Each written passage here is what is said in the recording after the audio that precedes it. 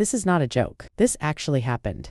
Over 2,000 years ago, Roman officers wore tall crests on their helmets, so their troops could quickly spot them in battle. Unfortunately, enemy soldiers could spot them just as quickly. Officers suffered disproportionately high casualty rates for centuries. In the 18th century, the British wore bright red coats to demonstrate discipline and formation. These were essentially parade uniforms, worn into the American Revolutionary War. The Americans had home field advantage, cover, and rifles, while the British had coats designed to hide bloodstains. By the start of the Great War in 1914, warfare had evolved into heavy artillery and long-range precision. In response, almost every nation switched to darker, harder-to-see uniforms. Almost.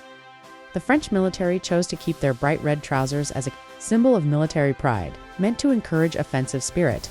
During the battles of the frontiers in August 1914, French infantry advanced in large, highly visible formations. They proudly marched toward machine guns with offensive spirit. An estimated 300,000 French soldiers were killed before the end of 1914. In the early 1500s, Spanish conquistadors wore heavy steel armor designed to intimidate their enemies, then traveled to the jungles of Central America, turning their armor into torture chambers. Heat, humidity, infected wounds, dehydration, and exhaustion killed many before fighting even began. In the 19th century, British and American soldiers wore thick wool. Both armies wore these in extreme tropical conditions.